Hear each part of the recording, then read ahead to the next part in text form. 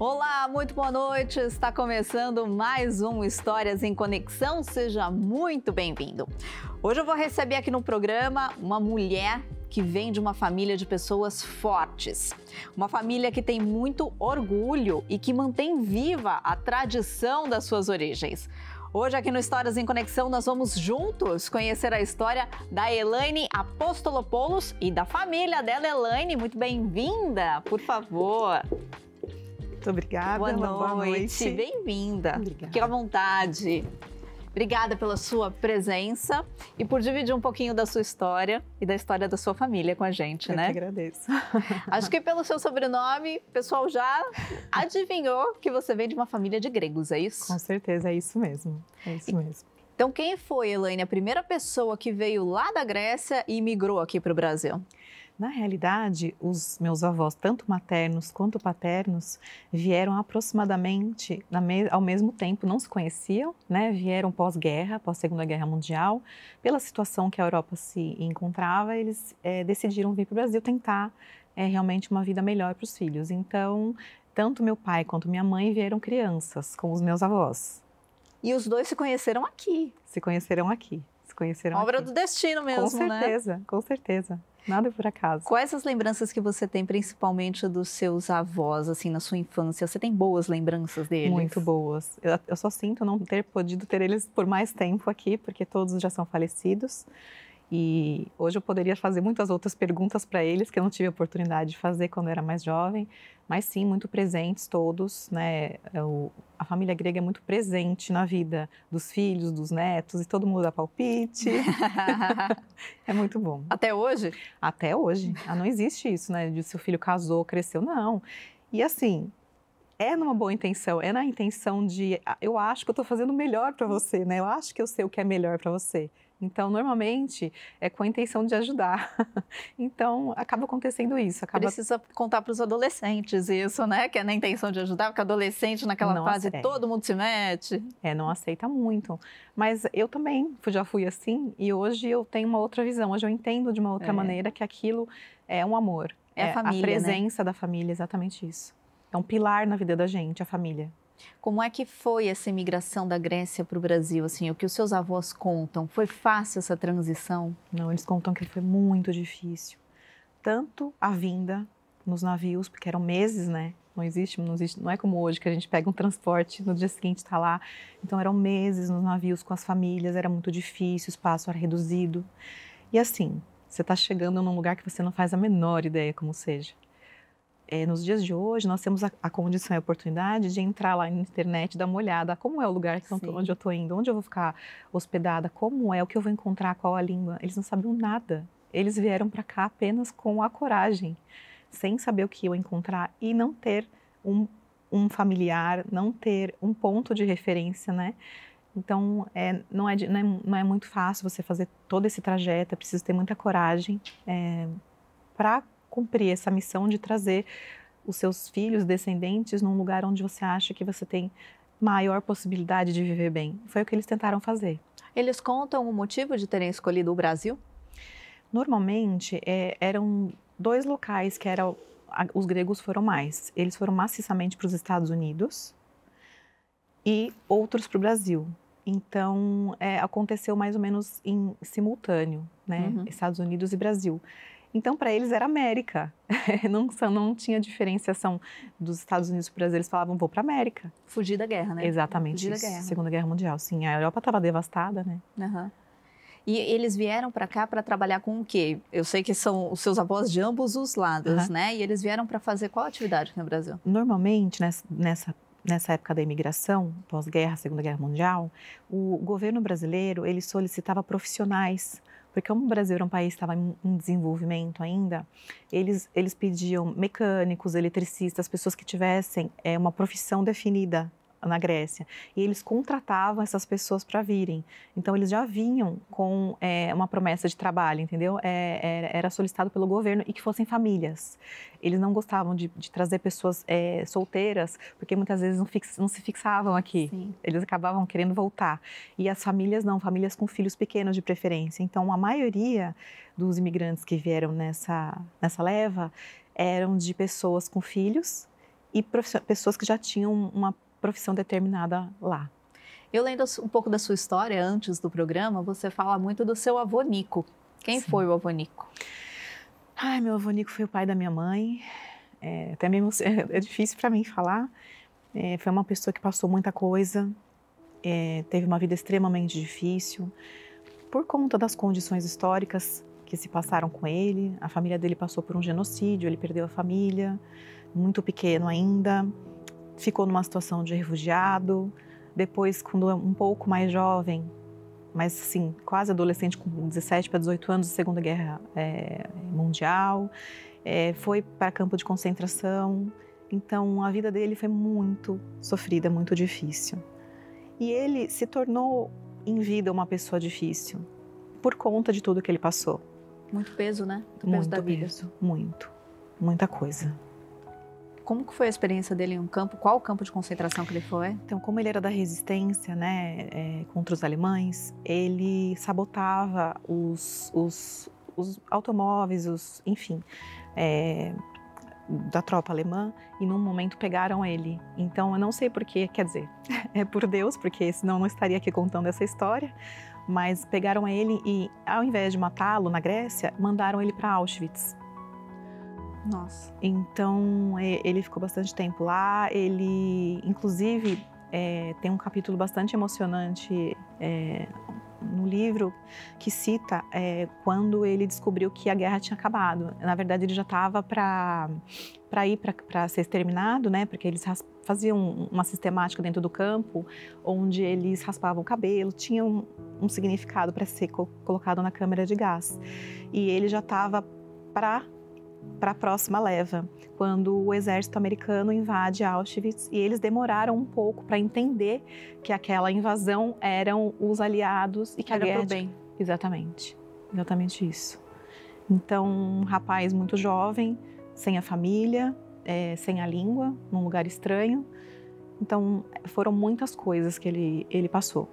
Ele contava, né, assim, sobre esse período que ficou lá, ou foi um período que ele preferiu deixar esquecido da vida dele? Graças a isso, a ele contar muito repetitivamente pra gente, né?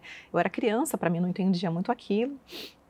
Meus pais também mais jovens, mas ele repetia muito e contava muitas histórias, e graças a isso a gente conseguiu fazer coletar as informações para pesquisa e finalizar e colocar as histórias todas num contexto dentro do livro. A Elaine escreveu um livro sobre a história da família dela, dessa vinda, né, aqui para o Brasil. Então, tudo isso graças a esses relatos, Exatamente. Principalmente do seu vô Nico, né? Isso. Quanto tempo ele ficou separado da família dele? Como é que foi esse reencontro com a família? Então, ele não... Porque não tinha internet, né, para avisar, olha, tô livre. Então, ele não... Na verdade, mais ou menos, aproximadamente, uns 2 anos, demorou esse tempo para o campo. Voltando um pouco lá atrás, quando ele era criança e perdeu o pai e a mãe, se perdeu no navio, porque eles moravam numa região onde hoje, atualmente, é a Turquia, mas eram territórios onde viviam muitos gregos, e houve um genocídio lá. Então, na hora de fugir, ele se perdeu da mãe, ele era um bebê, e ficou no colo dos avós, e acabou se perdendo da mãe, e demorou 12 anos para se reencontrar. Meu Deus! Então, ele ficou numa situação, assim, num campo de refugiados, porque voltou para a Grécia, mas para onde? Não havia um endereço, né? A vida deles estava lá, em Esmirne, em Aivali. Então, eles deixaram tudo, casa, negócios. E aí ele ficou com os avós que eram idosos. O pai foi morto durante esse genocídio. E assim, os avós, eu não sei o quanto eles puderam cuidar, porque ele era um bebê. A mãe estava segurando os outros 2 irmãos no empurra de entrar dos navios que a Grécia disponibilizou para trazer os gregos de volta. É uma luta pela vida, porque o que acontece? Estavam assassinando as pessoas, né? O outro exército estava matando as pessoas, então eles estavam desesperados para entrar no navio e fugir para a Grécia. E nesse momento ele acabou se perdendo da mãe, então ele ficou 12 anos sem saber onde a mãe estava, e a mãe procurando, porque foram para pontos distintos da Grécia. Era muita gente, eram muitos refugiados, e quando faleceu a avó dele, o avô, ele se viu numa situação de órfão. Então, ainda teve isso, né? Passaram muita necessidade, frio, enfim, fome, eu não sei o quanto, né? Nem imagino o quanto. E quando o avô morreu, mais uma vez, por ordem que só pode ser divina realmente, uma pessoa da Cruz Vermelha conseguiu localizar a mãe dele, que o procurava há 12 anos.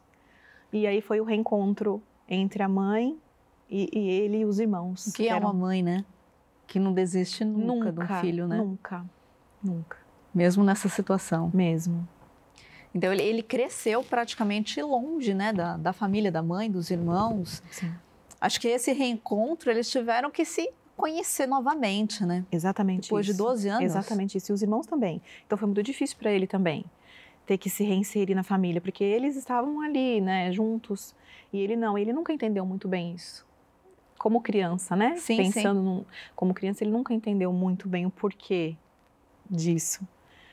Mas o destino levou dessa maneira, e aí ele acabou, graças a Deus, se encontrando com a família novamente e tentando aí se reestruturar, o que também não foi fácil, porque já eram adolescentes todos. Um momento bem difícil. E ele sente muito também pela morte do pai. Ele sempre dizia que se o pai dele não tivesse sido morto, a vida deles teria sido diferente, né? A gente acha que sempre fica, né, com essa projeção do que poderia ter sido algumas coisas na nossa vida. Isso mesmo. Depois do intervalo você vai me contar então como é que foi essa chegada ao Brasil, como que foi a vida deles e a de vocês aqui no Brasil. A gente vai para o intervalo rapidinho, volta já já.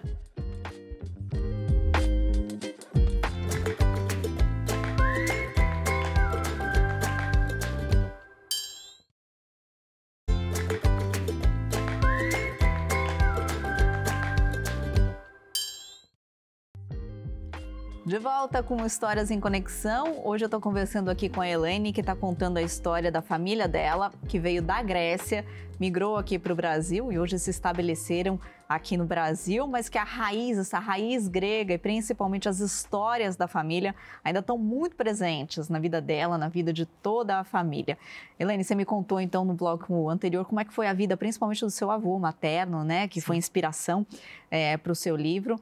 Eu quero que você me conte como que foi agora a adaptação deles aqui no Brasil, quando eles chegaram. Como é que foi, assim, sem falar idioma, com uma cultura diferente, sem família aqui, né? Como é que foi essa chegada aqui para o Brasil, aqui no Brasil? Foi muito difícil, muito doído para eles. A minha mãe, na época não se falavam muitas coisas para as crianças, então minha mãe não sabia que ela estava indo para um lugar onde falava uma língua diferente. Sua mãe tinha quantos anos? Minha mãe tinha 4, 5 anos. Ela era bem novinha, né? Meu pai tinha 9. E ela não entendia que ela estava indo para um lugar onde falavam uma outra língua. Então, nos primeiros dias de aula dela, inclusive ela adoeceu, porque ela foi para a escola e ela falou que ela lembra de ouvir sons e não entender por que ela não, o que era aquilo, porque ela não entendia, né? Então, ela adoeceu durante o primeiro ano de escola dela, porque foi muito difícil adaptar. Os costumes também eram muito diferentes, desde a comida, tudo muito, muito diferente, né? Então foi muito difícil. O meu pai já tinha sido alfabetizado na Grécia, então ele tinha bastante sotaque para poder falar o português, foi muito difícil. Hoje ele, claro, fala perfeitamente, mas naquele momento não. Então, o bullying na escola, né, como falamos. Então foi uma adaptação bastante sofrida, bastante difícil. Sua mãe tem irmãos que vieram junto? Minha mãe tem irmãos. Todos são falecidos, todos morreram em situações muito difíceis, em tragédias, novos, jovens. Então ainda teve esse capítulo na vida do meu avô materno, fora tudo que ele passou ali para trás, quando eles vieram para cá, ainda aconteceram outras tragédias familiares. E a sua avó, como que ela lidou com isso, com a perda de filhos? Não, muito difícil, né? Muito difícil. Ela perdeu os 3 filhos, eram 4, ficou só a minha mãe. Em acidentes, afogamento, enfim, foram realmente situações bastante trágicas. E acho que o que mais fortaleceu ela realmente foi a minha mãe, né? E aí a vinda dos netos, acho que isso foi um alento. Um respiro, né? Exatamente. Uma alegria. Porque assim, coincidentemente ou não, eu nasci 3 ou 4 meses depois do meu nascimento, a irmã dela faleceu. O meu irmão nasceu também, ou estava para nascer, e o outro irmão dela faleceu. Então, parecia que era uma maneira de dar um alento Para aquela sua avó, situação. né? E para o seu avô. Isso. Como é que os seus pais se conheceram, né? Porque como é que pode, né? Duas famílias diferentes, vêm do mesmo país e se encontram aqui. Sim. A colônia era muito ativa, ainda é. Mas naquela época promovia muitos encontros de gregos para ouvir música, para conversar. E acabaram se tornando amigos, frequentando bastante a casa uns dos outros. E foi assim que eles cresceram. E teve um momento só que eles não se viam tanto, porque meu avô viu uma oportunidade de ir para a África do Sul. Então, do Brasil, ele viu uma boa oportunidade de trabalho na África do Sul e foi com a família, levou a família. Uhum. Então, a família do meu pai ficou aqui, né? Eram crianças, com a família dele, e meu avô materno foram para a África do Sul. Ficaram alguns anos lá. Ele falou que foi um momento de bastante prosperidade, porém começou a se tornar perigoso porque era próximo da época do apartheid. Uhum. Então, esse período eles ficaram distantes. Mas aí decidiram voltar. Aí voltaram por conta disso, de ter ficado perigoso por causa das brigas nas ruas e tal. E aí voltaram a se frequentar. Minha mãe já era mais mocinha e meu pai acabou se interessando por ela e eles acabaram namorando. Você tem lembranças felizes da sua infância com seus avós, com sua família? Sim, muito, sempre. A família grega, ela é sempre muito presente na vida dos netos, dos filhos, e todo mundo dá palpite, e se tem algum problema todo mundo, não, o que aconteceu, vamos ver, vamos resolver, e sempre muito em volta da comida, porque em geral, gostam muito de cozinhar. Minhas 2 avós cozinhavam muito bem, então aí fica difícil até para fazer um regime, mas... Mas é por um bom motivo, né? É por um bom motivo, sim, sim. Você brincava muito com a comunidade grega? Assim, ainda tem essa comunidade unida aqui no Brasil? Sim, ainda tem. Nós temos grupo de dança. Eu participei durante muitos anos do grupo de dança folclórico, gostava muito na juventude. Sempre festas gregas, normalmente pelo menos 2 festas gregas ou 3 no ano Páscoa, que é muito festejada na Grécia.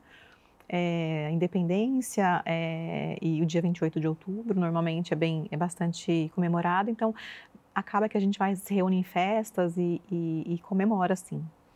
Vocês todos moram aqui em Campinas, no interior de São Paulo? Sim, minha mãe mora em São Paulo, nós moramos em Itupeva, mas é próximo. Todo mundo fácil próximo, né? Isso, sim. Só meu irmão mais novo, que infelizmente está nos Estados Unidos, está longe. E a gente sofre bastante por causa disso. Hoje a tecnologia ajuda bastante também, né? Ajuda. Ainda bem. Ajuda. Que bom. Essas histórias todas, assim, de resiliência mesmo, do seu avô que passou por essas situações todas difíceis na vida, sua avó, que também perdeu, né, 3 filhos. Isso marca a família de alguma forma? Traz algum tipo de ensinamento para vocês? Durante muitos anos, e acredito também, com o passar das gerações, eu pude ter uma outra visão diferente da que eles tiveram, porque eles passaram, né, a situação no dia a dia.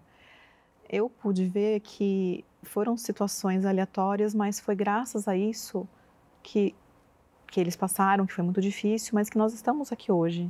Eles tiveram que passar, desbravar, para que hoje a gente possa estar aqui e ter uma vida melhor do que a que eles tiveram. Então, e isso é uma coisa geral no Brasil, porque praticamente todos somos filhos de imigrantes, Sim. de um país ou de outro. Então, todos vieram em busca de algo melhor para os seus filhos, para os seus netos. Uhum. E de verdade, é desbravador mesmo o que eles tiveram que fazer. Não é como hoje você abre o Waze, sabe um caminho, entra no Google e vê o lugar onde você vai. Eles não faziam a menor ideia de para onde eles iriam, como iam falar a língua, como iam se adaptar. E em bem de um bem maior que é a família, eles tiveram coragem de fazer tudo isso. Como que é o idioma hoje? Sua avó fala português ou em casa todo mundo fala grego? Falamos grego. Falamos sim. É bem presente, é muito presente. É. Sim. Seus filhos falam? Falam menos, mas agora estão mais, despertou um pouco mais a vontade de aprender, né? Por todo o contexto também do que está sendo passado através dessas histórias, que eles estão podendo conhecer melhor, e eles começam a entender e querer mais proximidade. Eu acho que é muito interessante esse processo seu de escrever o livro, porque às vezes são histórias que ficam soltas, né? Assim, uma história que você ouve aqui, outra história que você ouve ali, e elas acabam se perdendo ali na vida mesmo. Quando você coloca, organiza tudo isso junto, dá para ver, por exemplo, a força que o seu avô teve, né? Como isso moldou a vida dele e a vida de todos vocês. Sim. E sabe, minha mãe ficou doente durante 13 anos. E os médicos não conseguiam descobrir qual era o problema real. Era um problema autoimune, ela sentia dores fortíssimas, nem com morfina melhorava.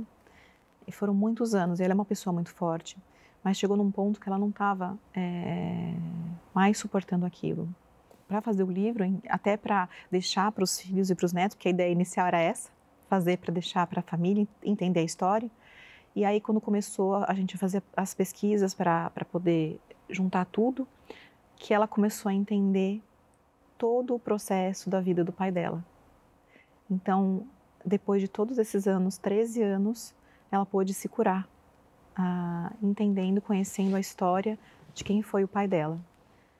Então, foi muito importante, foi vital para que ela ficasse bem. A família do seu pai teve uma história um pouquinho mais fácil, digamos assim, tanto lá na Grécia quanto aqui no Brasil? Assim, o meu avô paterno era bombeiro na guerra e nós descobrimos, assim, recentemente, porque ele, claro, obviamente nunca pôde falar sobre isso, nós até estranhávamos, porque ele era uma pessoa muito brincalhona, muito assim, mas ele nunca contava as histórias. E nós estranhávamos, porque assim, uma pessoa que foi bombeiro durante a Segunda Guerra Mundial viveu muita coisa. E ele nunca contava nada. E nós acabamos descobrindo que ele era espião. E o avô do meu pai passava as informações via rádio, ele era dentista. E ele passava as informações via rádio para os aliados que estavam ali planejando o dia D. Então, como ele estava sempre nos locais onde estava tendo os bombardeios, ele tinha muita informação como bombeiro. Então, ele trazia essa informação, o avô do meu pai passava para o rádio, e assim eles ajudaram durante a época da Segunda Guerra na resistência. Então, hoje só que nós entendemos por que ele não contava. Nossa, ele passou tantas coisas porque ele não podia contar, né? E ele nunca contou isso? Não. E a gente só descobriu isso porque achamos um documento recentemente, fazendo a pesquisa, onde o governo grego agradecia pelo serviço prestado. E foi assim que nós descobrimos. Ele se manteve fiel até o fim, né? Sim. Nem a sua avó sabia? Nem a minha avó sabia. Meu Deus! Ninguém na sua família teve uma vida comum, né? De ir para o trabalho, voltar para casa, jantar com a família, assim. Todo mundo tem uma história bem marcante. Sim, sim. Que coisa! Daqui a pouco eu quero saber a sua história, então, com a sua família, do seu marido. Sim. Depois do intervalo, daqui a pouquinho tem mais história com a Elaine aqui. A gente volta já já.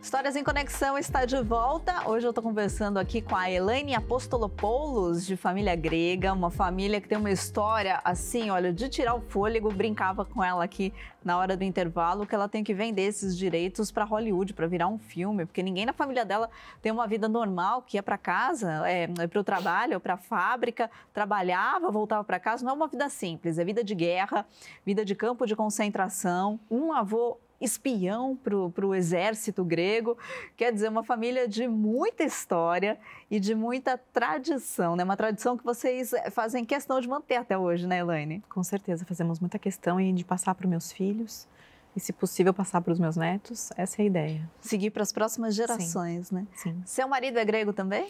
Meu marido é russo. É uma família internacional. Uma misturinha aí. É. Sim. Como é que vocês se conheceram? Eu fui fazer faculdade em Mogi das Cruzes e acabei conhecendo ele. E assim que eu vi ele, eu sabia que ele seria meu marido. Não, foi amor à primeira vista? Sim, assim que a gente brinca até, tinha uma pessoa comigo, uma amiga minha, falou, estava presente nesse dia, eu olhei para ele e falei, passou por mim e falei, nossa, que homem lindo, vai ser meu marido, pai dos meus filhos. Eu falei para ela, naquele momento éramos muito jovens, ela falou, tá bom, Elaine, vamos descer, vamos para outro negócio ali. Brincadeira, né? Isso, e realmente, ela, quando ela soube que nós íamos nos casar, ela falou, impossível. Ela falou, impossível. Falei sim. Mas não foi naquele dia que vocês se conheceram, não? Eu pus meus olhos nele, eu sabia que era ele. E aí ele ainda não sabia que era eu, mas... Ele foi descobrir depois. Acho que ele foi descobrir depois. Depois vocês se encontraram em um outro momento. 5 anos depois? Também era obra de Deus, né? Para vocês se encontrarem. Exatamente. Foram acontecendo algumas coisas na minha vida que realmente, assim, para eu ter que olhar para isso. Porque como eu fiz uma faculdade de ciência, eu fiz biomedicina, a gente é muito ensinado a olhar muito para a ciência, né? E eu estava olhando mais para a ciência, mas foram acontecendo coisas que me obrigaram a olhar para o divino. Não teve como. Deus estava te falando, né? Vem cá. Sim, exatamente vem isso. Exatamente isso. Agora, a cultura russa, imagino que seja muito diferente da cultura grega. Como é que foi essa mistura, esse encontro de culturas? Assim, como que é na casa de vocês? Eu acho que deu muito certo. Assim, na parte de... São cristãos também, bastante religiosos nesse sentido, nós também. E essa parte dessa tradição ajudou muito também, né? E como são imigrantes, as situações são muito parecidas, né? O avô do meu marido também veio fugido de guerra, também migrou para o Brasil na mesma situação. Então, na hora que você começa a conversar, você percebe que é tudo muito parecido. As situações difíceis que se passaram, né? De ter que enfrentar a guerra, de ter que trazer os filhos, de ter que atravessar não sei quantos quilômetros andando na neve, como foi o caso do avô do meu marido. Então, a gente vê um cenário de pessoas que tiveram que ter muita força. E nem sempre nós, descendentes, temos a noção dessa força. E nós carregamos essa força. Nem sabemos, às vezes, para dentro da gente, né? Então, a intenção também é despertar para isso. Hoje a gente vê situação de imigrantes, né, pelo mundo inteiro, fugindo de guerras, ainda hoje fugindo de guerras, fugindo de situação de fome. O Brasil ainda é um país que recebe milhares e milhares de imigrantes todos os anos e a situação dessas pessoas hoje ainda é muito difícil. Então, a gente imagina décadas atrás o que os imigrantes passavam, né, quando chegavam em um país novo, em um país diferente. Não deve ser nada fácil. Sim, com muito menos recursos. Hoje, minimamente, a gente tem mais recursos para tudo, né? E achamos difícil. Mas, infelizmente, a humanidade ainda continua cometendo alguns mesmos erros e tem pessoas tendo que pagar pelas situações de guerra, infelizmente, né? Apesar de todas essas histórias muito difíceis que a sua família viveu, conhecendo um pouquinho da história de vocês, eu vejo que vocês são uma família muito feliz. É verdade isso? É verdade. Graças a Deus. Eu acho que valorizar os pilares é muito importante. E a família é um pilar. As famílias perceberem que a força está dentro de casa. Muitas vezes, na correria do dia a dia, as pessoas estão fazendo trabalhos, cada um olhando a sua parte mais egoísta, mas a gente precisa olhar o coletivo, porque é a família que nos dá força, né? A união da família. É claro que nós temos divergências, sempre vão acontecer, porque é assim que tem que ser, é assim que deve ser. Mas a gente sempre tentando fazer o melhor uns para os outros, tentando dar o melhor uns para os outros. Então, um está passando uma situação mais difícil, todo mundo vai lá e a gente faz aquela bagunça na casa da pessoa e se reúne, dá uma animada, ou às vezes um nascimento, aí é outra alegria. Enfim, todas as situações da vida a gente procura estar presente, né, na parte feliz e na parte triste também. Isso dá muita força. Apesar de um dos seus irmãos morar fora, né, morar nos Estados Unidos, vocês têm uma relação próxima? Muito, muito próxima. Normalmente a gente faz pelo menos um encontro anual onde vamos todos. No ano passado nós conseguimos fazer, fomos todos à Grécia, fomos à ilha da minha avó materna, todos, foi bastante emocionante, foi o lugar onde ela cresceu e nós conseguimos fazer essa reunião. Então normalmente a gente planeja pelo menos uma reunião onde possam estar todos. Claro que às vezes minha mãe vai, visita ele, volta, mas a gente planeja uma reunião onde possam estar todos. Vocês têm até um lema na sua família, né? Como que é o lema de vocês? Ou todos ou ninguém, né? Então assim, às vezes em momentos de menos fartura ou de menos condição financeira, não tem como vai o pai e a mãe no restaurante, não. Ou vai todo mundo no restaurante, ou não vai ninguém. Ou vai todo mundo viajar junto, ou não vai ninguém, né? E geralmente é todo mundo ou ninguém? Graças a Deus temos conseguido ir todo mundo. E aí é aquela bagunça boa, né? Muito boa. Quando vocês se reúnem assim nesse encontro anual, quantas pessoas mais ou menos vocês reúnem? Nós somos 5, mais minhas sobrinhas com meu irmão, mais minha mãe e meu pai, 12 pessoas mais ou menos no mínimo. E você morou na Grécia, né? Morei na Grécia. Morei na Grécia, minha adolescência. Foi muito bom, principalmente no sentido de que lá, por ser um país menor, existe uma certa liberdade de se andar mais na rua, as distâncias são menores, então você tem a possibilidade de fazer muita coisa a pé. Então, para um adolescente, isso é muito interessante, né? Meus filhos foram comigo agora e o que eles mais gostaram é uma coisa simples, que é o andar na rua sozinho, que hoje a gente tem muito menos isso aqui, né? Normalmente as pessoas vão de carro para o shopping, do shopping para casa, da casa para a escola, sempre de carro, porque a gente tenta proteger, né, de todas as coisas. E lá eles têm essa possibilidade, então eles acharam muito incrível essa situação de poder fazer tudo um pouco mais sozinhos, né? Uhum. Você sempre quis ter uma família? Sempre quis. Sempre Por quê? quis. Talvez porque eu tenha vindo de uma família que teve sucesso no sentido de amor. Talvez isso tenha me inspirado muito. E desde pequena eu sempre soube que eu ia ter filhos. Inclusive, a minha filha, eu coloquei o nome da minha mãe, que é Dimitra. Eu nunca contei isso para ela que faria isso, né? Que se eu tivesse uma filha, menina... Você nunca falou para sua mãe? Não. Para ela foi uma completa surpresa. Inclusive, ela tinha muito assim com o nome dela, porque quando ela veio, é aquela coisa do bullying, né? As pessoas achavam o nome esquisito, Dimitra, então faziam gozação e tal. E hoje ela ama o nome dela porque a neta dela... Exatamente. Foi a primeira neta? Foi a primeira neta. Nossa, deve ter sido um orgulho, uma alegria, uma emoção para ela, Quando eu falei para ela que eu colocaria o nome de Dimitra, ela ficou assim, passada, ela não acreditou. Quantos filhos você tem? Eu tenho 3. Eu tenho o Yuri, a Dimitra e o Gustavo. O Gustavo é filho do Mikael, mas é meu filho também. E a Dimitra e o Yuri, que são mais novos. E como é que como foi esse processo até você ter os seus filhos, né? Foi tranquilo? Não, foi muito difícil. Como eu falei, talvez fosse uma prova realmente para que eu pudesse olhar mais para a parte espiritual das coisas e menos para a parte científica. Eu tive uma doença inexplicável, eu tive um lúpus renal, que é uma doença autoimune, grave, né? Dos tipos de lúpus é um dos mais graves, porque ele vai destruindo seus órgãos por dentro. Então, poderia destruir meu pulmão, meu rim, chegar até o meu cérebro. Durante a gravidez? Antes. Antes da gravidez? Antes da gravidez. E o médico falou que não tinha condições de dizer se aquilo não teria cura. Ele falou para mim, não tem cura. Mas que se teria um controle, vamos dizer assim. Ele não sabia se aquilo teria um controle. Vamos tentar uma medicação, que é o que temos para isso hoje. Não garanto que vai funcionar. E realmente, durante os primeiros meses não funcionou.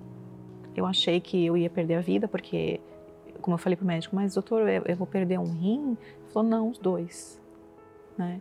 Então era um prognóstico muito difícil. Eu era nova, tínhamos casado fazia acho que 3, 4 anos. E queria ser mãe. E, enfim, foi um processo muito difícil. O médico falou que não teria cura. E meu marido me levou até... me emociona. Fomos a Aparecida. E calhou, nós não tínhamos planejado dessa maneira, mas era a 15 de agosto, Assunção de Nossa Senhora. E nós participamos da missa e durante a missa eles passaram com a Nossa Senhora pela minha cabeça. E, enfim, ali eu senti que algo tinha acontecido.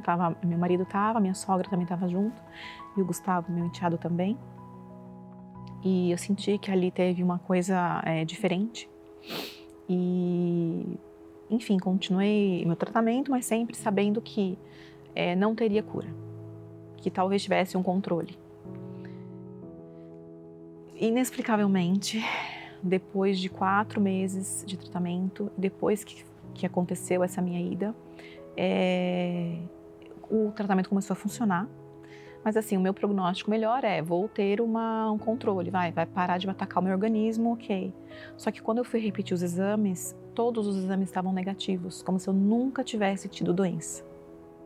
Então o meu médico falava assim, não é possível, tem alguma coisa de errado, né? Ele falava, eu não tenho nenhuma paciente ou paciente, porque ele tratava mais mulheres, que o lúpus ataca mais mulheres. Eu não tenho nenhuma paciente que tenha um exame assim.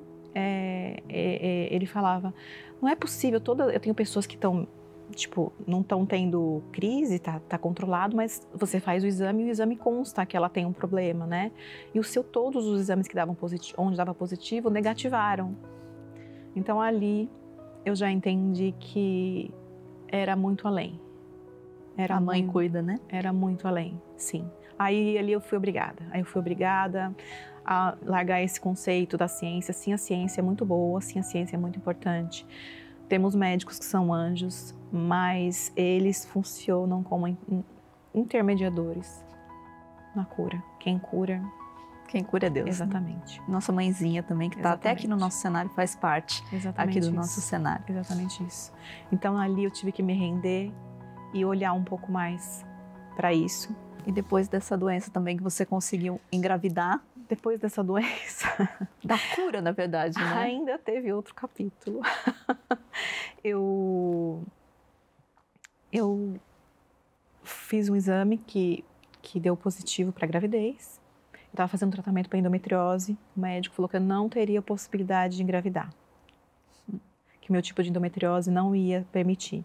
E se permitisse, ainda tinha aquele problema que não sabíamos por que o lúpus sumiu, o que aconteceu. E era um especialista grande, que faz palestra no mundo inteiro, escreveu livros sobre endometriose. Ele falou, as chances são muito pequenas. E, enfim, eu acabei fazendo um exame, deu positivo, eu fui muito feliz, né? Falei, olha, doutor, deu positivo o exame. Ele falou, nem comemore, não vai nascer. Desse jeito. Meu Deus. Desse jeito. E aí eu fiquei arrasada. Ele falou, olha, inclusive eu não sei nem se está vivo, não estamos conseguindo identificar um exame que foi feito na hora ali. E era um feriado, e eu passei o feriado inteiro chorando. E não sabemos nem se está vivo. No começo da semana, uma grande amiga minha falou, olha, você quer tentar ir num outro médico, talvez? Eu falei, eu vou, mas... Né, sem esperanças, sem né? esperança. Eu fui a esse outro anjo, que é esse médico, e ele me examinou. Eu estava bastante apreensiva, esperando já o pior, preparada para o pior. Eu falei, mas doutor, tá tudo bem? Ele, tá. Eu falei, como assim? Ele falou, sim, seu bebê tá ótimo. Você vai começar a tomar tal vitamina e tal. E você tá ótima, falou, você não tem nada. E assim foi. Eu tive 2 gestações maravilhosas. Eu não tive nada. Não tive uma pressão alta. Nada. Nada. Então, muitas vezes, a gente se abala por prognósticos dados por médicos. Só que, para Deus, não tem nada o impossível. Né? E, graças a Deus, tenho 2 filhos maravilhosos, com muita saúde. São 2 adolescentes hoje. Então, definitivamente. E que vão continuar a tradição grega e a tradição russa na família. Exatamente, também. se Deus quiser. Vamos para o intervalo tomar uma água para a gente se recompor, eu também. Sim. Daqui a pouco a gente volta.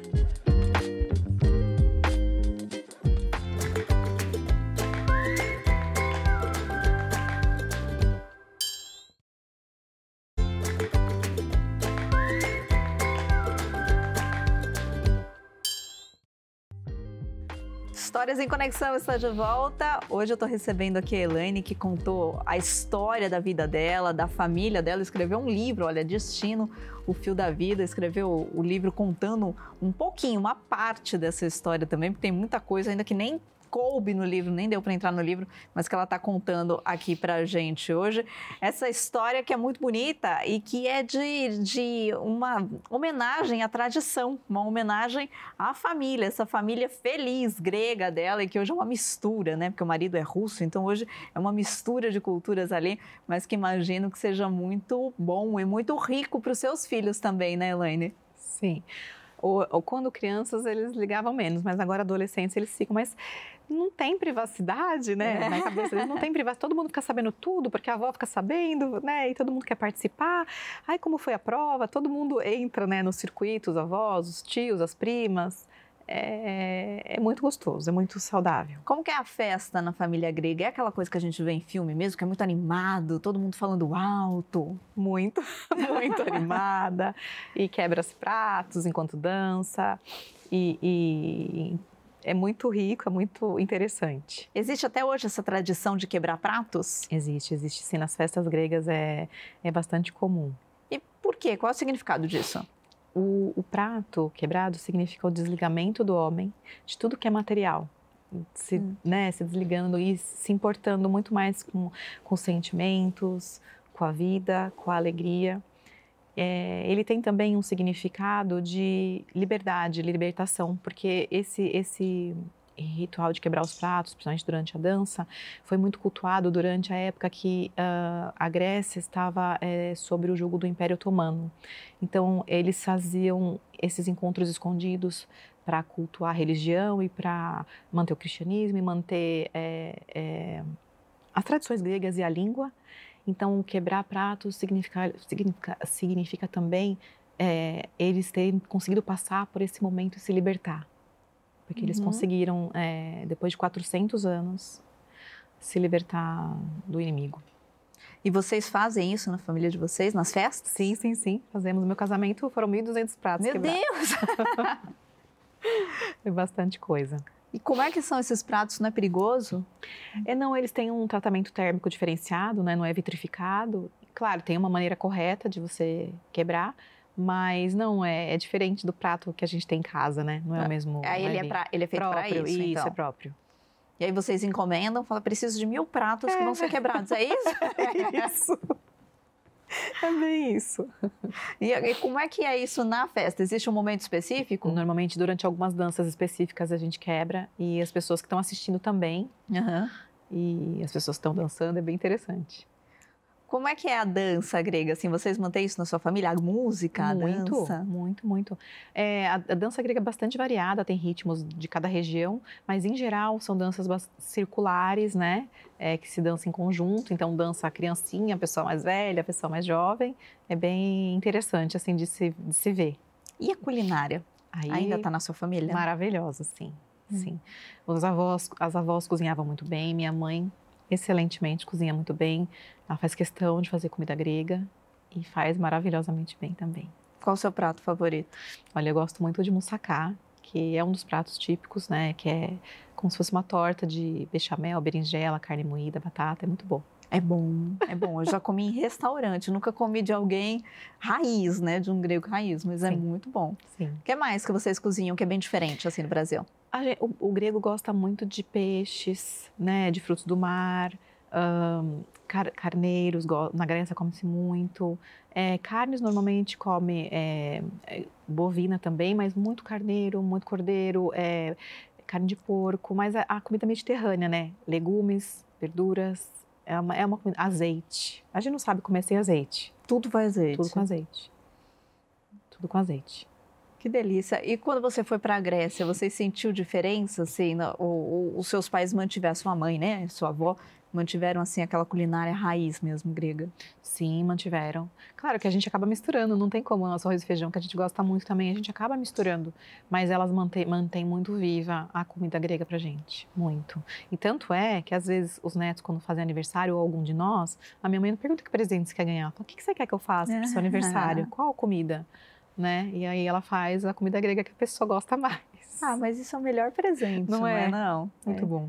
Eu brinco que eu, assim, o que eu sinto mais falta, talvez, das minhas avós é de sentir aquele sabor da comida de vó.